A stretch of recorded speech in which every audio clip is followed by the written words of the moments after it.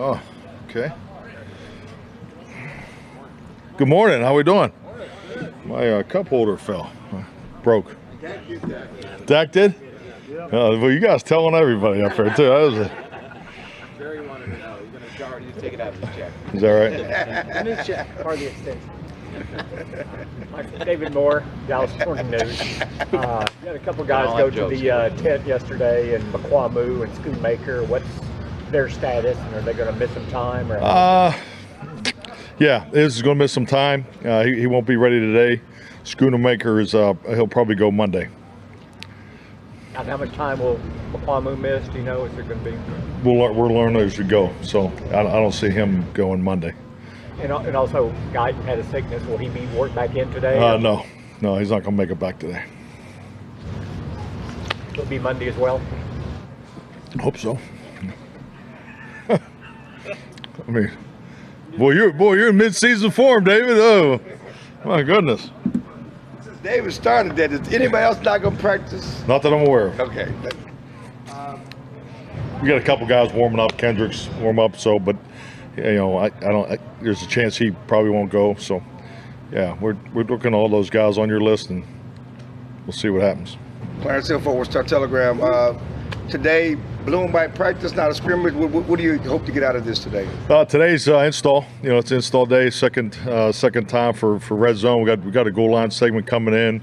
We have a drill, you know, called a red zone lockout and breakout. So it's a competitive drill where you put the ball down and play from the 25-yard line. We got to move the ball drill with the young guys. So, you know, this is a time where we're starting to shift gears, turn up the temperature, stress these guys out more with pace of operation, things like that, and really challenge our guys mentally to stay on their game. And it's always, you know, these are the hardest practices in my opinion because you're going from install to install. You got new things every day, and at the end of it, you know, we're really trying to get our techniques and fundamentals down. So that's where, you know, we spent some time today.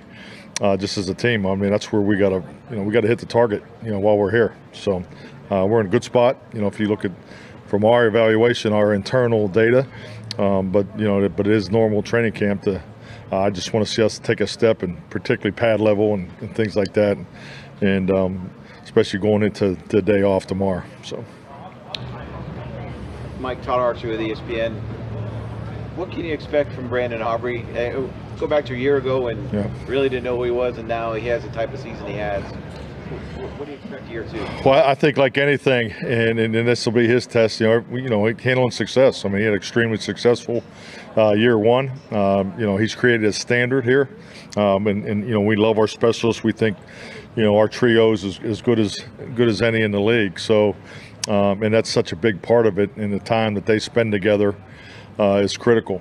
So we really want to see those guys take that next step. And I think really what comes into, you know, having those guys year in and year out, because so much of their responsibility is in the realm of, you know, fine motor skills and reps, and like I said, we got a great group. When he was here last year, obviously he's competing, and what made you guys say at the time, all right, let's just go with one? What did he show you then to say let's go? Well, just the first day, you know, just I think anytime you have the opportunity to stand next to a quarterback, you know, right next to him, or stand behind the kicker and watch him kick. I know my impression, and I expressed it to Will and you know, Stephen and Jerry, is the way the ball jumped off his foot. He was clearly different than the other guys. So, and let's be honest, you know, you're always counting reps more so than ever in these training camps because of the opportunity to work together. So I just felt that, in my opinion, was let's go with the young guy, and because the talent was very evident. I mean, the ball jumps off his foot. He's extremely consistent. You know, obviously we got to see him go through a whole season with his personality, work ethic. You know, just like all guys, he had an injury, two little things to deal with. Worked through that seamlessly. Obviously had the situation at the end of the year. So, but yeah, I thought the talent was very evident the first time he lined up and kicked a field goal. John Machado with The Athletic. You've talked before about a lot of the good things of having training camp here and training camp in general. Do you have a least favorite part of training camp? Least? You know, the complacency of the media is just nauseating. But no. No. Be on time, you know. I mean, No, I really don't, John. I think just having the opportunity to be in different generation of training camps. I think functionality and your ability to do the work efficiently as we can. I don't know if you can have a more functional training camp setup. I mean, just the furthest point of our training camp is the meeting rooms, and it takes you 2 minutes to get to the field. So I just think that's incredible. The field's outstanding. Obviously, the weather is you don't feel the stress that you definitely would have in the heat. As far as the workload capacity of your team. So, I mean, it's all good. I'm obviously searching here because I'm trying to get, you need that nugget on social media. So, yeah, I don't have a hook for you. Sorry. A little dry today. Calvin Watkins, Dallas Morning News. You talk a lot about second-year jumps. How's Fehoko doing in that area? Oh, really good. I mean, he's probably one of the most versatile, guys. I mean, you look at what he's done on, Fehoko, I'm sorry. Yeah, no, I'm sorry. All right. Hey, Sergio over here. Chill out. Chill out, Serge. All right. Oh, my God. Well, I'll tell you my least favorite, John, back there. You guys need to speak up. I am 60 years old, because I obviously didn't hear the last name. Opportunity is when I hear Fehoko's name, that's what I think of, opportunity. And, because obviously we've been playing them some inside, in the rush phase of it, but just really, establishing those reps, outside, in the open end and the big defensive end opportunities. So, yeah, and I think just with that, anytime the reps go up, we got to make sure the fundamentals are intact. He has a great motor. That's what we've loved about him since day one. But, yeah, I would say clearly the opportunity he has. What is he, tackle and is he on? Yeah, I mean, Chauncey's had some really big numbers, so that tells you the amount of extra work that he's been getting too. So, yeah, this is a great opportunity for Chauncey because, he has technique flexibility. I mean, he can play from the 3 all the way out. So, yeah, definitely. So his workload has gone up. Representing the NBA.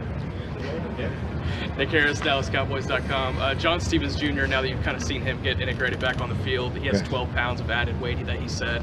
How much more is he growing comfortable in his role in this offense? I mean, his athletic ability obviously jumps out at you in any time he gets the opportunity. It's very evident, but just the details, it's the little things. Obviously, anytime he's connected in, the C gap and D gap responsibility, whether it's protection or run blocking, that's an area that's new for him. He's, obviously with his background as a receiver, playing more in open spacing. So phone booth type action, which we'll get today in the goal line, is he can't get enough of it.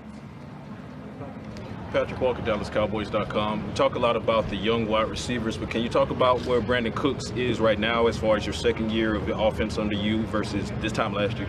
Well, I think you're always looking for those veterans, not only to be an expert of how they play the position, but obviously what we're asking of him in this offense. And he's clearly has achieved that. But boy, I can't tell you how impressed I am with Brandon as a mentor. He's a great mentor for our guys.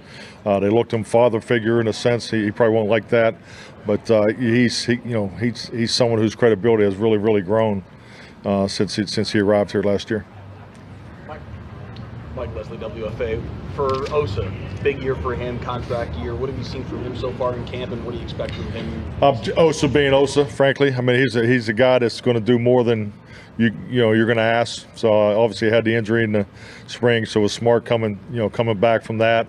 I think his consistency is what I've always loved about him. He has one motor, great worker, but yeah, he's like the rest of them. We showed a clip in the team meeting today. Just pad level is my point. We can't practice in the pads enough, so we're by no means got to figure it out yet. What, if anything, do you know about his male modeling career? I'm not privy to that, so I apologize. I need to get. Maybe I need to ask him, I guess. So, you think Tad would have prepared me for that? Yeah. I would if I was aware, but I'm not aware.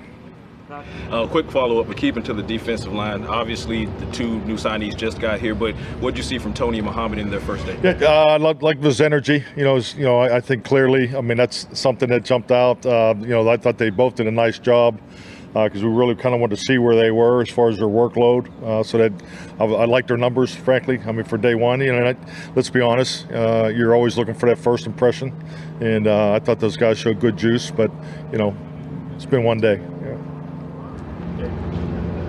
Mike, you in your nightly personnel meetings, do you actually discuss the 53 at this point, or is it just it's just the umbrella and you're just getting guys in order? And when do you actually start saying, okay, how is this going to look? Yeah, definitely. No, there's zero conversations about the 53. We're really, what we do nightly is we talk about workload, talk about reps, how we're going to rep guys. That's why, sometimes when you ask about so-and-so being with the ones or twos, frankly, a lot of times it's really irrelevant because, every player, has a threshold that we're trying to exceed to make sure he gets to, his conditioning, his opportunities and reps in particular schemes.